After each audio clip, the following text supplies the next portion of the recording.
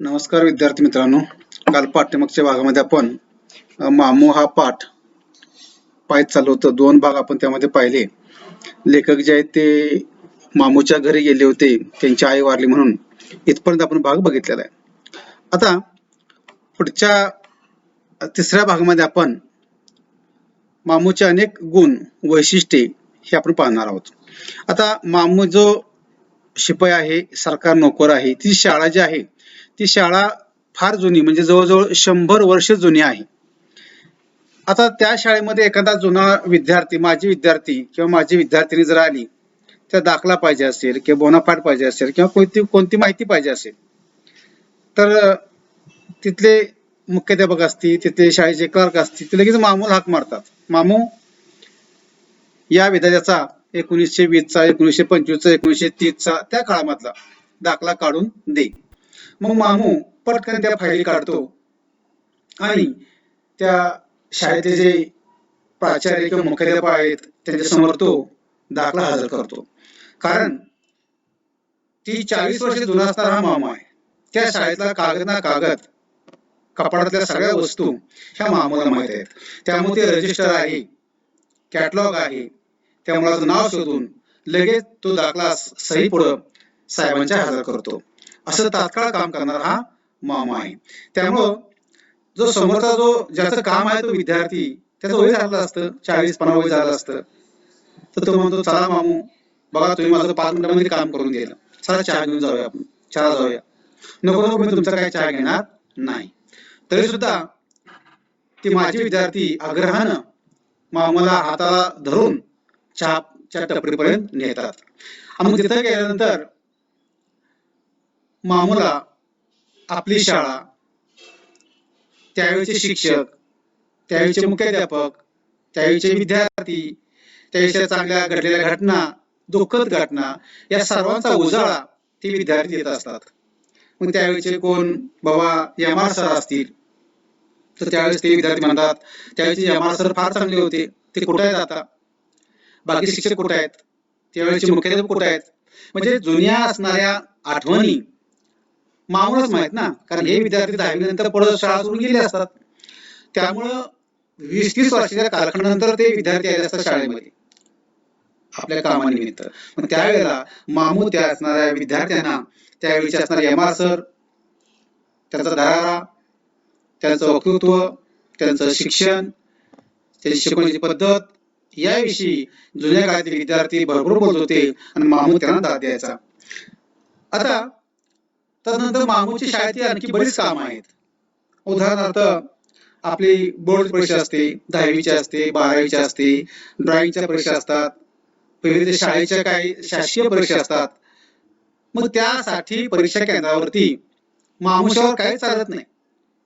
म्हणजे त्या बेंचवरती नंबर टाकणे, त्या नंबरच्या आधी त्या खोल्या झाडणे, स्वच्छ करणे, लाईटची व्यवस्था आहे का ते पाहणे, नंबर टाकणे, पाण्याची बॉटल असेल किंवा पाण्याचं नियोजन असेल त्या वर्गामध्ये ठेवणं, किंवा मुलांना तहान लागली तर ती मुलं ती पाणी पिऊ शकतील, अशा पद्धतीनं मामूचे काम असतात. नुसते नंबर टाकणे नाहीत, तर बाकडी टाकणे, बाकडी लावणे, नंबर टाकणे, ती शाळा झाडणे, लाईटची व्यवस्था, पाणी व्यवस्था, हे सगळं तो काही मुलं आणि काही साथीदार यांच्या मित्रानं संपूर्ण केंद्राचं नियोजन हा मामू करतो. इतकं तो मामू अतिशय व्यवस्थितपणे, कुठेही न चुकता, कुठेही गडबड गोंधळ न होता ती परीक्षा, म्हणजे बोर्डाची असेल किंवा तुमच्या ड्रॉइंगची परीक्षा असतील, अनेक अशा परीक्षा मामा अगदी हातासरशी बाजूला करतो. आता दुसरे काय की त्याचं वैशिष्ट्य, की त्याचं मुलावर फार प्रेम. त्याचं मुलावर फार प्रेम म्हणजे काय, की अगदी लहान मुलं असतात, 5वी पासून ते 10वी पर्यंत मुलं खेळतात ग्राउंडवरती, कुणाला लागतं, गुडघ्याला लागतं, कुणाला चक्कर येते, डोक्याला लागतं, अशा विविध घटना घडत असतात. तात्काळ लगेच जो मुलगा चक्करून पडलेला आहे किंवा ज्याला काय लागलेलं आहे त्याला लगेच रिक्षा आणणं, त्या रिक्षामध्ये बसवणं, दवाखान्यात नेणं, त्याचं हवं नको ते पाहणं, आणि महत्वाचं म्हणजे धीर देणं, घाबरू नकोस, शाळा तुझ्या पाठीशी आहे, मी तुझ्या पाठीशी आहे, तुला काही होणार नाही. अशा पद्धतीनं लागलेल्या किंवा चक्कर आलेल्या मुलाला दवाखान्यामध्ये घेऊन जाणं, त्याला धीर देणं, त्याच्या आईवडिलांना संपर्क साधून त्याला बोलवून घेणं, ह्या अतिशय महत्वाच्या गुणवैशिष्ट्यामधला हा मामू इथं पाहायला मिळतो. नंतर चौथं पाचवं त्याचं गुणवैशिष्ट्य म्हणजे काय, की ज्या वेळेला 15 ऑगस्ट असते, 26 जानेवारी असते, हा राष्ट्रीय सण आहे. त्यावेळी झेंडावंदन असतं. त्यामुळे सकाळ सकाळ येऊन त्या ग्राउंडची स्वच्छता, तिथं फुलं आणणे, नारळ आणणे, उदबत्ती म्हणजे लागणारं सगळं साहित्य, कारण हा राष्ट्रीय सण आहे. त्याबरोबर झेंडा असेल, ते झेंड्याची दोरी असेल, त्या वेळेला व्यवस्थित साफ करणं, इस्त्री करणं त्या झेंड्याची, दोरी व्यवस्थित पाहणं, हे सगळं म्हणजे त्या शिक्षकांच्या पेक्षा याचाच उत्साह मोठा असतो या मामूचा. त्यामुळं अनेक वर्ष त्याच्या हातानं दोरी गुंडून हा तिरंगा झेंडा हा वर फडकला पाहायला मिळतो. आणि ज्यावेळेस झेंडा फडकतो त्यावेळेस मामूचा हात डोक्यावरती ताठ मानेनं सलाम देण्यासाठी उभा असतो. हे काम तो अनेक वर्ष हा मामू तो करत आहे. जसं बघा आपल्या सुद्धा अनेक तुम्ही मुलांच्या शाळेमध्ये अनेक शिपाई मामा असतील, हे सगळं ते काम अगदी स्वइच्छेने, अगदी आनंदानं राष्ट्रीय सणाचा हा उत्साह हा आपण साजरा करतो, तसा मामू सुद्धा हा उत्साह साजरा करत आहे. आता त्यावेळेला काय असतं की प्रमुख पाहुण्यांच्या हस्ते झेंडावंदन असतं. मग झेंडावंदन झालं की त्याला चहा पाण्याची व्यवस्था असते. मग ही चहा पाण्याची व्यवस्था जी आहे, मग त्या शाळेचे प्राचार्य असतील त्यांनी नुसती मान खुणवली की बाबा मामू जाता, तुझा तू सांगितलं तू काम कर.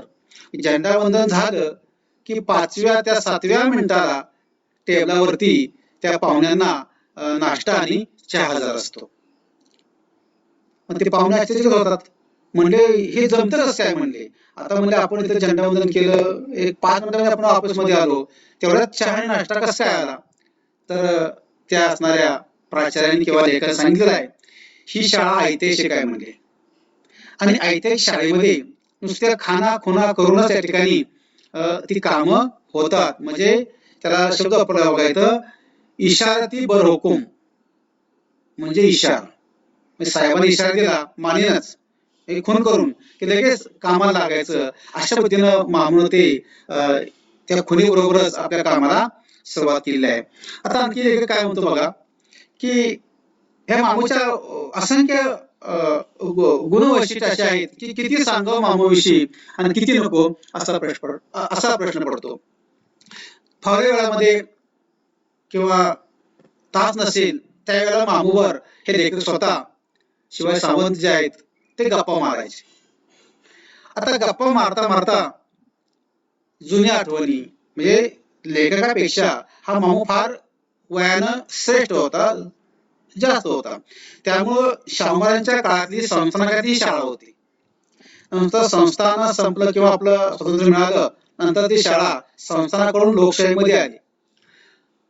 त्यामुळे दोन्ही एक ऐतिहासिक आणि लोकशाही दोन्ही वेळच्या काळाचा हा सरकारी नोकर आहे. त्यामुळं लेखकांनी प्रश्न विचारल्यानंतर जुन्या काळातल्या आठवणी, जुन्या काळातल्या गमती जमती, शाहूमहाराजांच्या काळातल्या शाहूमहाराजांच्या विषयी अशा अनेक चांगल्या चांगल्या आठवणी मामू हा लेखाला सांगायचा. आता पुढचा एक वैशिष्ट्य म्हणून त्यांचं आहे मामूचं, की काही वेळेला शाळेमध्ये समारंभ असतात, काय निरोप समारंभ असतात, काही वेळेला एखादं उद्घाटन असतं. अशा विविध कार्यक्रमाला परिपाहुणे येतात, मोठमोठे वक्ते येतात. मग त्या वक्त्याचं भाषण कसं झालं, तर हा मामू ज्यावेळेस वक्त्याचं भाषण सुरू असतं तिथून ते वक्त्याचं भाषण संपेपर्यंत किंवा आभार प्रदर्शन होईपर्यंत हा मामू त्या प्रत्येक वक्त्याचं असणारं वाक्य कान देऊन ऐकतो. एकटकपणे तो ऐकत असतो आणि बरोबर या ठिकाणी त्या वक्त्याच्या कुठं चुका झाल्या हा तो बरोबर सांगतो. किंवा एखाद्या वक्त्यानं चांगलं भाषण केलं तर किती चांगलं केलं, कोणते मुद्दे आवडले, ह्याची सगळी या ठिकाणी कला किंवा त्याचं उत्तर हे मामूकडे असायचं. कारण मामू हुशार होता. त्याला जरी सांगितलं एक 10-15 मिनिट 20 मिनिटं उर्दू मध्ये बोल, भाषण कर, तो तात्काळ हो म्हणायचा. इतकं त्याचं कुशाग्र बुद्धिमत्तेचं असणारं ज्ञान हे मामूकडे होतं. त्याचबरोबर तो वैद्यकीय ज्ञान म्हणजे त्याला डॉक्टर ज्ञान होतं, त्याला म्हणतो आपण आयुर्वेदिक ज्ञान, त्याचंही त्यानं काय केलं आहे, ज्ञान घेतलं होतं. बघा म्हणजे एका व्यक्तीकडे किती गुण असतात. बहुरंगी असणारं व्यक्तिमत्व हे मामूचं आहे. एखादा शिक्षक काटकोळा असेल तर त्याला सांगायचे, पवार सर तुम्ही काय व्यायाम करत नाही का, तुम्ही चांगलं अन्न घेत नाही का, तुम्ही असे शरीर तुमचे एवढं वजन तुमचं कमी कसं काय, असं ते सरळ सरळ त्या जे शिक्षक आहेत पवार सर त्यांना विचारायचे.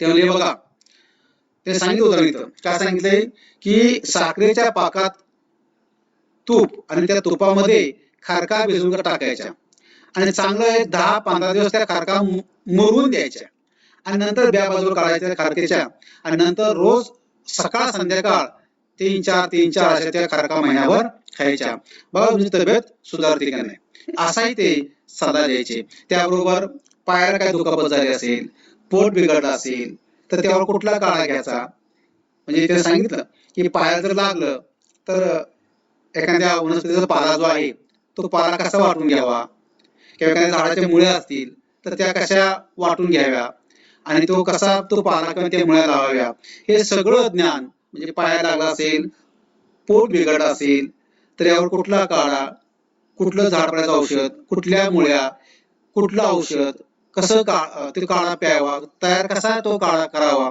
हे सगळं ज्ञान मामूला होतं. म्हणजे आयुर्वेदाचं ज्ञान मामूला सुद्धा होतं. हे वैशिष्ट्याचं गुण मामूचा आहे. त्यामुळे शाळेमध्ये बरेच मुलं, बरेच शिक्षक गावातले त्यांना काय आजार झाला तर नक्की हमखास ते मामूकडे यायचे, मामा आमचं पाय दुखतोय, मामा आमचं पोट बिघडलेलं आहे, मामा आमचं डोकं दुखतंय, म्हणून हमखास त्याच्यावरती औषध हे मामूकडे असायचं. किंवा नसेल तर तो सांगायचा, जावा रानामध्ये हे औषध आहे, तो पाला आहे, तो घ्या, वाटा आणि आपल्या जिथं जखम आहे किंवा जे दुखतंय तिथं तुम्ही लावा. म्हणजे अशा पद्धतीनं तो अगदी नियोजन पद्धतीने तो काम करायचा. त्याला आखणी असं म्हणायचं. आखणी म्हणजे नियोजन. त्यामुळं आणखी पुढचा त्याचा आणखी गुण आहे. तसंच या ठिकाणी काही आपल्या शाळेमध्ये कार्यक्रम असतात, विज्ञान प्रदर्शन असतं, खेळाची स्पर्धा असतात. मग त्यावेळेचा त्या ठिकाणी जो सत्कार समारंभ असतो किंवा उद्घाटन समारंभ असतो त्यावेळेला जी मांडणी काय असते त्या सभेची किंवा कार्यक्रमाची, ती सगळी मांडणी हा मामू काही वेळामध्ये तत्परतेनं काही मुलं मदतीला घेऊन त्या कार्यक्रमाची या ठिकाणी संपूर्ण सजावट हा तो मामू करतो. त्यामुळं असा असणारा मामू त्याचं 58 वय झाल्यानंतर तो आता काय करणार होता, सरकार नियमानुसार त्याला सेवानिवृत्ती घ्यावी लागणार होती. त्यामुळं काही दिवसातच आता मामू हा शाळेमध्ये नसणार आहे. त्यामुळे लेखक असतील, त्याचे सहकारी असतील, त्याला आता वाटायचं की आता आपला हा इतक्या वर्षाचा हा साथीदार, हा सरकार नोकर आहे, सरकारी नियमाप्रमाणे त्याला सेवानिवृत्त व्हावंच लागणार आहे. त्यामुळं त्याचा असणारा हा पोशाख, त्याची असणारी दाढी, त्याचं ते जॉकेट, त्याची कामाची पद्धत, सगळ्यांच्यावर प्रेम करणारा असा असणारा हा वृद्ध बुडा म्हणजे 58 वर्षानंतर आता मामा आपल्याला दिसणार नाही, याचं सर्वांना अतिशय वाईट वाटत होतं. कारण इतक्या मायेनं ममतेनं वावरणारा असणारा हा एक सरकारी शिपाई मामू अजून राहावा, अजून त्याचं आपल्याला सानिध्य मिळावं असं प्रत्येक वाटत होतं. परंतु सरकार नियमानुसार मामू रिटायर होणार होता आणि त्यामुळं त्या मामूची आठवण या शिवाजी सावंत यांना झालेली आहे. असं या पद्धतीने मामू हा आपला पाठ जो आहे तो इथं संपलेला आहे. मित्रांनो, पाठ संपलेला आहे. मी नंतर व्हिडिओ झाल्यानंतर आपल्या पाठकाचे काय प्रश्न आहेत ते प्रश्न तुम्ही नंतर वहीमध्ये सोडवा. कारण ज्यावेळेस आपलं कॉलेज चालू होईल त्यावेळेस मामूच्या व्यक्तिमत्वाविषयी जे काही प्रश्न आहेत त्याला आपण कृती म्हणतो, त्या कृती सगळ्या सोडवायच्या आहेत. त्यावेळी तुमची वही मी पाहणार आहे. आभार आहे. तुम्हाला दसऱ्याच्या हार्दिक हार्दिक शुभेच्छा. ओके.